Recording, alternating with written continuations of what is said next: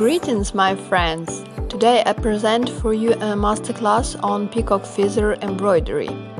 It may be difficult, but I believe that you will succeed. To begin with, we create a sketch according to which we will embroider later. I draw the feather by hand, but you can also find a feather on any shape that you like and transfer it to paper and then to fabric. When the sketch is ready, I put the fabric into the hoop, take a pen with ink that disappears from the heat and transfer the drawing to tulle.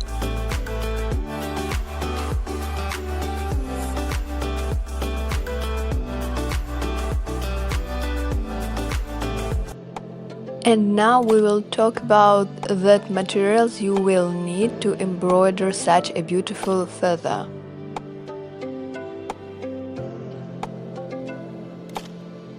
You will need a piece of rhinestone chain with white or transparent stones.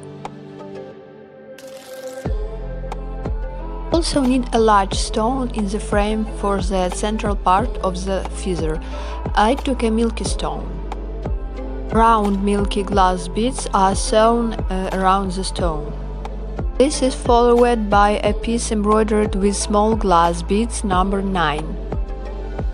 Around the stone and glass beads we sew a sequence of the same color but in two different sizes, 3 and 4 millimeters.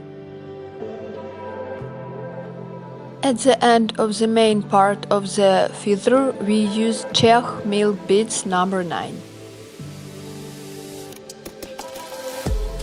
For the tips of thin feathers, we will use gray transparent sequins and crystal-faced beads of silver color. To embroider thin feathers, I use Oman sewing thread and Madeira silver lurex thread, which can be easily divided into 3 threads. This is necessary in order for the embroidery to be delicate and transparent. This is what crystal beads look like, which are sewn on the tips of feathers. And the last material is the smallest glass beads number 15 from the Japanese company Matsuno. And we have sorted out the embroidery materials and now we are getting to work.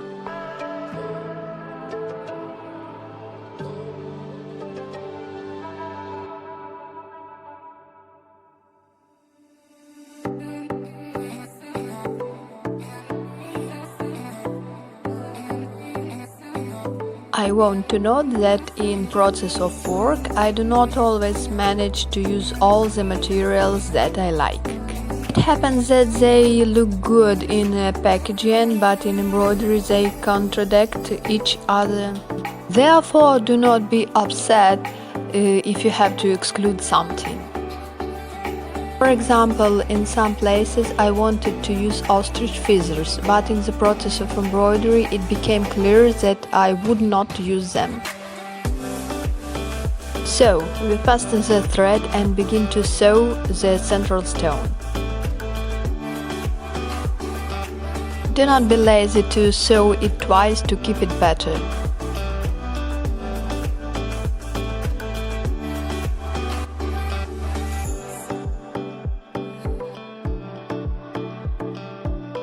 Yes, my threads are getting confused too.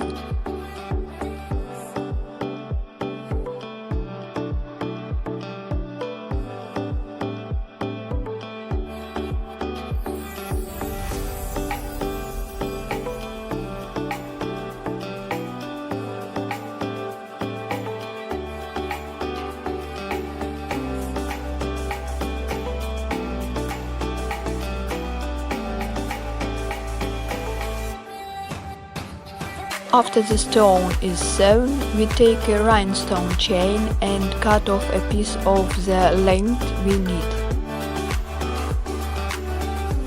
In order for the chain to lie flat, we fix it with pins.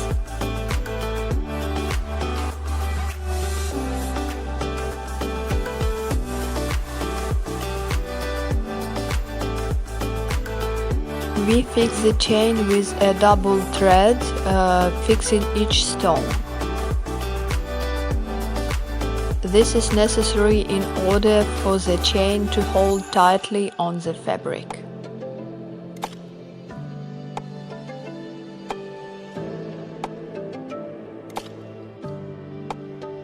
Now we start sewing milk beads around the stone. We take 2 beads each and fix them firmly.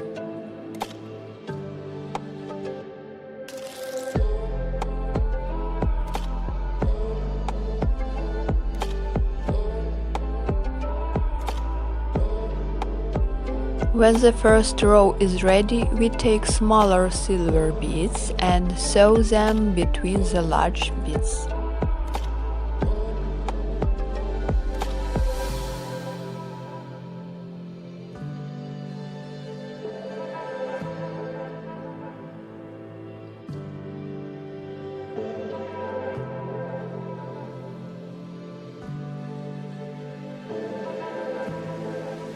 The next step is sewing a small silver glass beads number 10.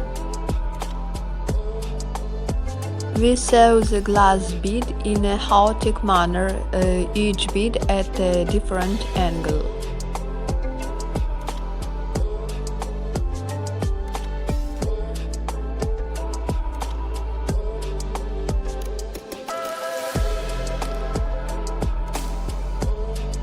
We sew it this way in order for the glass bead to shine better.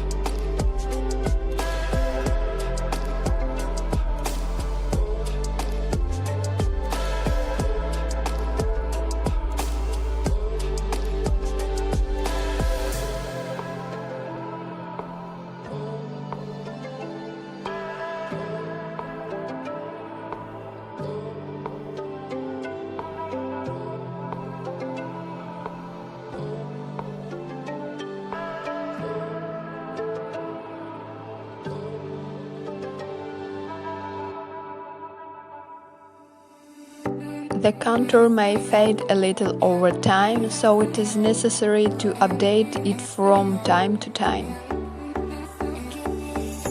Also, with the help of a pen, I outline the direction in which I will sew around milk beads.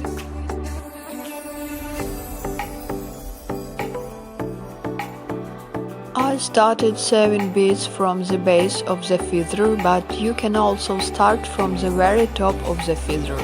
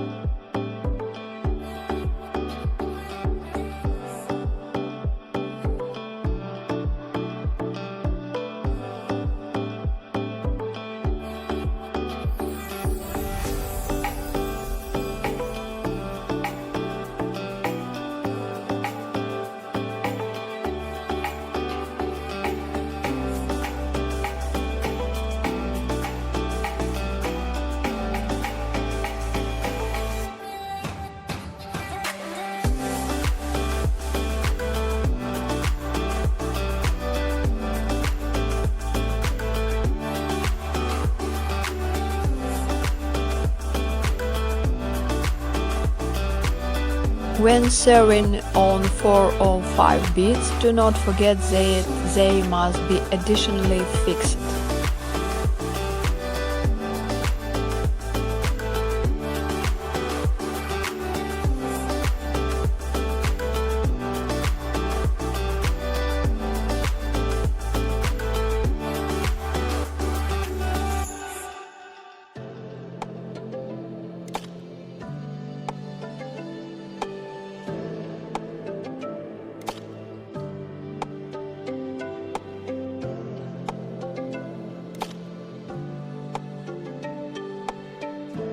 Small life hack.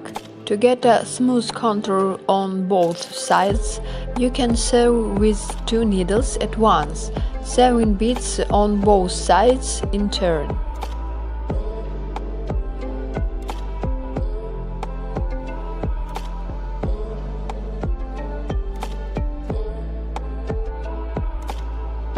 Ta-da! The main part of the beads is ready. And we begin to fill the empty space with sequins.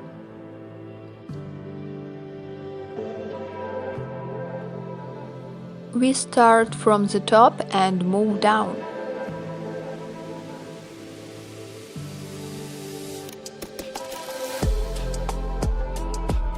The first are sewn sequins with the size of 4 centimeters. To make the embroidery seem more voluminous, you can take them 2 at a time.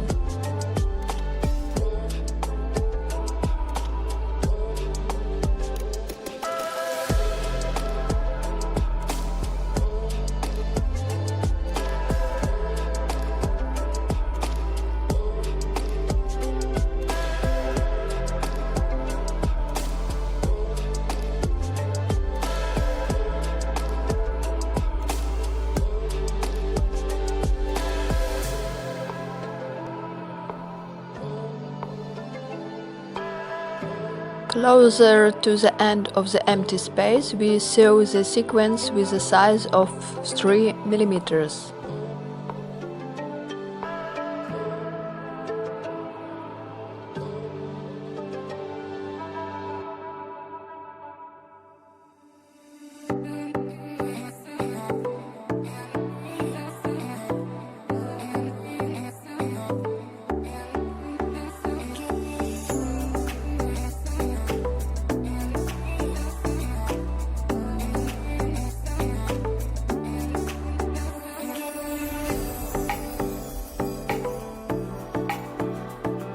After the main part of the feather is ready, we proceed to longest and most labor-intensive part of our embroidery, making thin feathers.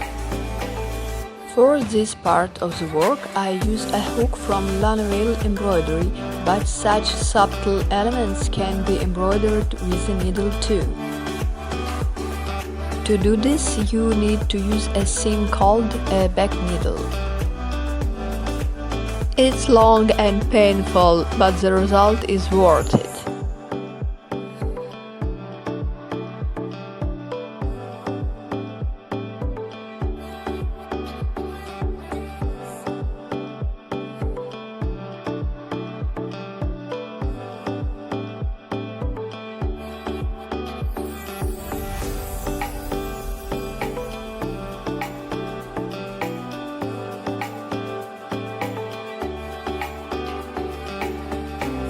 In the process of embroidery, we also add several very small Matsuno beads to each feather.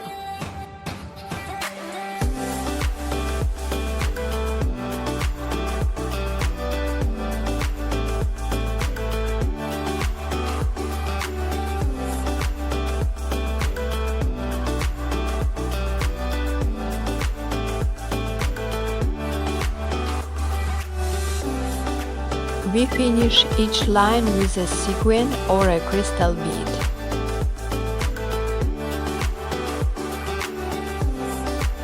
By the way, it is not necessary to embroider only straight lines. Let them go one on top of the other. Thanks to this, our embroidery will turn out to be more delicate and decorative. And don't forget to add beads and sequins to each line.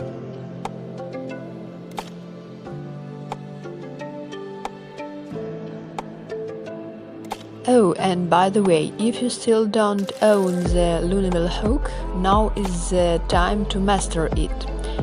This will save you a lot of time and give you the opportunity to learn new techniques in embroidery. Over time, I will write down some introductory lesson on embroidery with the Lunable crochet.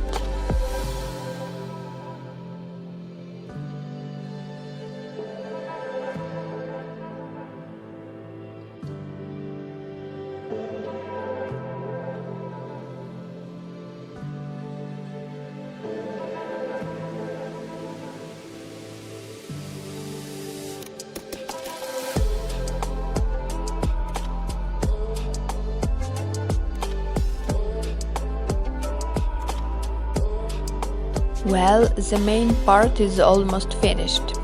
It remains only to finish the short lines along the rhinestone chain.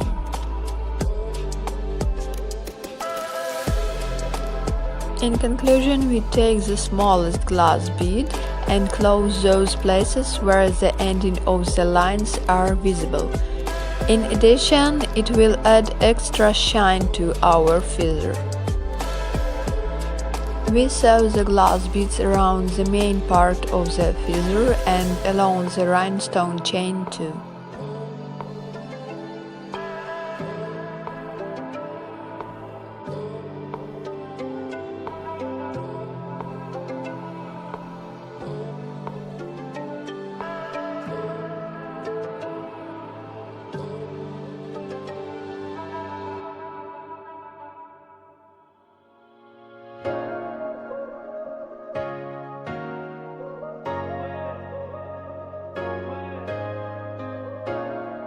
So, little by little, a couple of hours of embroidery a day and you will get a very beautiful peacock feather which you can decorate any clothes and even your favorite hat or beanie. Or you can put it in a frame and use it as an object of interior decor. And a few last words. Don't worry if you can't do everything perfectly at the first time. Remember that mastery is achieved over time. Just embroider a little, learn to work with different materials and techniques, and success is guaranteed to you. How do I know that? I went through it myself, so good luck!